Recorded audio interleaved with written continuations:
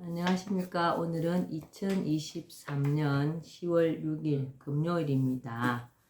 요즘 아침 저녁으로 날씨가 많이 시원해졌다기보다 추워진 것 같습니다. 건강관리 잘해야 되겠죠. 흑염령을 많이 부르고 불로유를 먹으면 건강해집니다. 오늘도 완전 천사주는 신인 250페이지부터 읽어보겠습니다. 이제 몇 장 안 남았네요. 김해 허씨의 유래와 인물. 김해 김씨의 후손은 왕족 중의 왕족이라 할 수 있다. 500년의 왕업을 이어온 가락국의 시조와 인도 아유타국의 공주사의 후손이어서 그렇다. 이들 혼인은 우리나라 역사상 최초의 국제 결혼이어서 뜻이 깊다. 김수로 왕은 향년 158세, 허황우는 157세의 수를 누렸다 한다. 장수의 표본이기도 하다.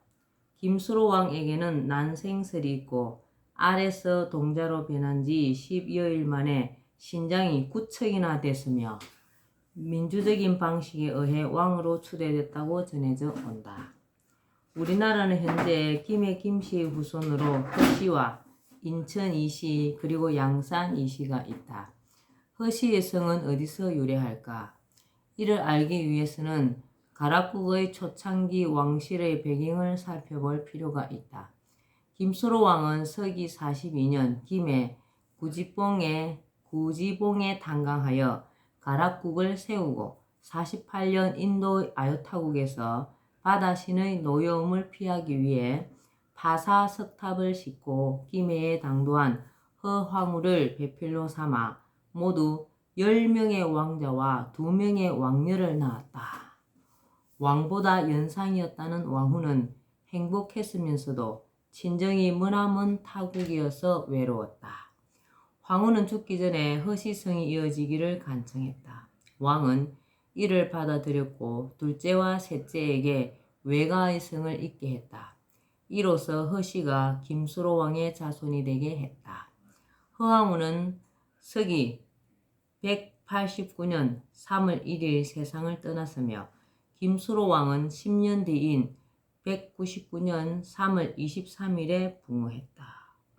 우와, 우리 아버지 재산나라고 같네.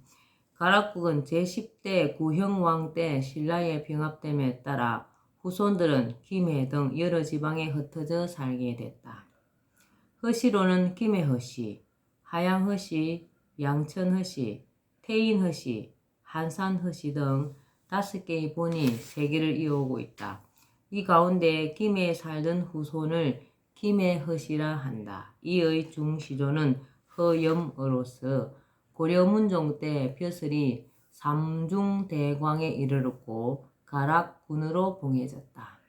김해의 시의 세부를 보면 보주 태후 허황우의 35세손으로 돼 있으며 허염이 본관을 김해라 한 것은 김해에서 세거했기 때문이라 한다.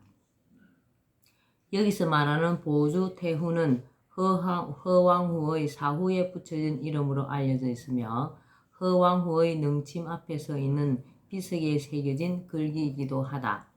비문을 보면 가락국 수로왕비 보주태후 허시릉이라고 쓰여 있다. 왜 보주태후라 했을까?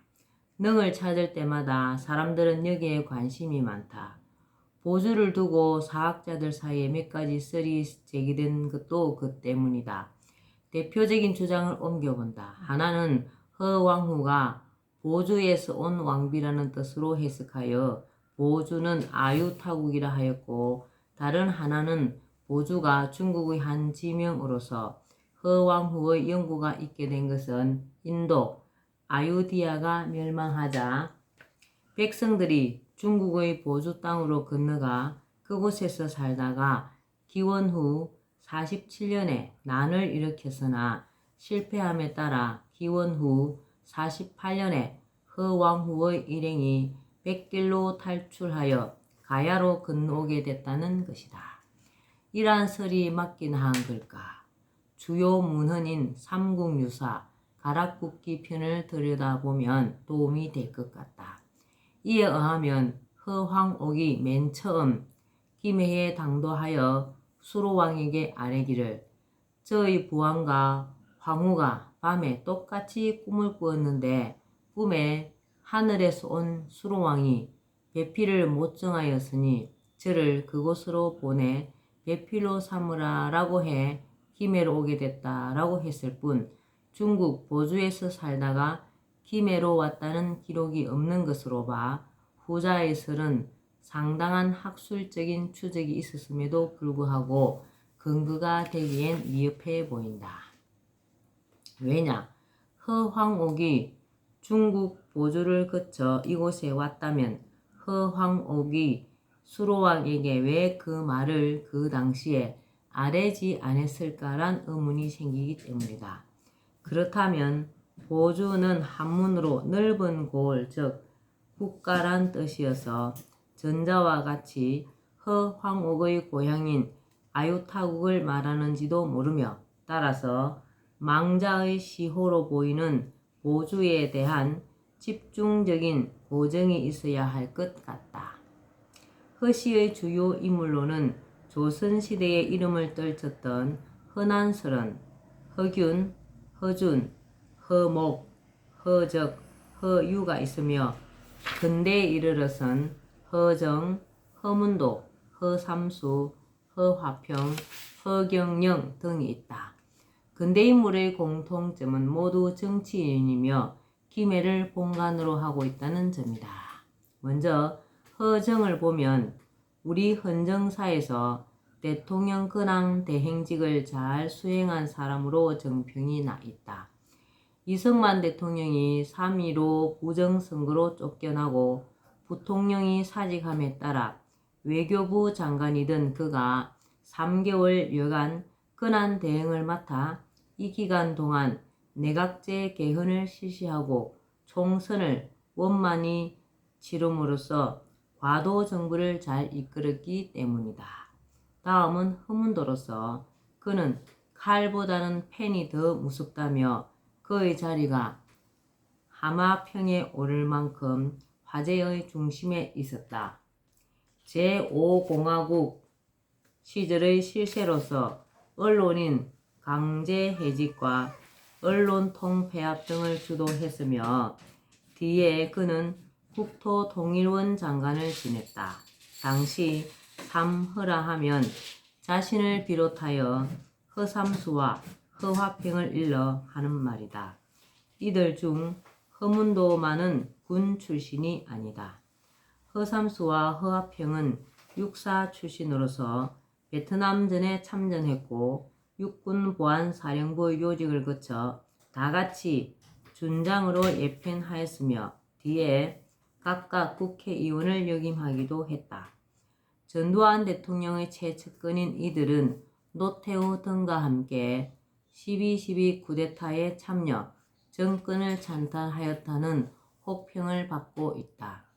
그 다음으로 주목받고 있는 이가 허경영이다. 그는 문재인 정부에 들어서기 전까지만 해도 3번에 걸쳐 대통령에 출마했으며 노무현 후보로 인해 기권한 적이 있다. 장기간에 걸쳐 유튜브 강의를 함으로써 세계적인 명강사로서 인기를 누리고 있으며 지난 4.15 총선 때는 3.3 정책으로 돌풍을 일으킨 장본인이기도 하다. 현재 국가혁명당의 명예총재인 그는 과거 민중당 시절 서울 은평구에서 시의원에 출마하여 전국에서 최다 득표를 함으로써 화제가 되기도 했다. 그리고 대통령이 꿈이었던 그는 자신을 알리기 위해 2021년 4월 7일 서울시장 보선에 출마하기도 했다. 이어 대통령이 되면 재임 기간 동안 무보수 명예직으로 봉사할 것이며 판공비 등은 전액 자담으로 하겠다는 슬로건을 내걸고 2022년 3월 9일 치러질 대통령 선거에 일찌감치 출사표를 던짐으로써 세인의 관심사가 되고 있다. 저스로는 무궁화 꽃은 지지 않았다. 난세의 영웅 허경영을 아십니까? 허경영의 영성시대가 세계를 이끈다가 있다. 예, 댓글 이순례 씨가 쓴 댓글이 있네요. 허씨의 기록은 참으로 귀하다. 그 옛날 바다 건너 불교를 안고 그 센 파도를 이기고 가락국의 왕과 결혼한 것도 신기하다. 요즘 허경영의 신비한 에너지도 인간의 한계를 넘는 신기함이다. 그런 분이 이 나라를 통치한다면 나라가 든든한 바위같이 믿음직할 것이다. 안산댁 댓글이네요. 예정된 대통령 허경영 3.3 정책으로 이 나라를 살리실 분이 허경영이다. 김지영 씨 댓글은 위기 때마다 나타나 나라를 구한 허씨들을 보면 백척간도의 지금 이 시절에 허경영 후보의 출연은 하늘이 정한 일이라 하겠다. 허경영 대통령을 염원한다. 잘못된 정치로 고통받는 국민을 구해줄 구세주는 바로 허경영 대통령뿐이다. 예, 이런 좋은 댓글이 있습니다. 오늘도 완전 천사 주는 신인은 여기까지만 읽겠고요. 오늘도 건강하고 행복한 좋은 날 되시기 바랍니다. 감사합니다. 허경영, 허경영, 허경영.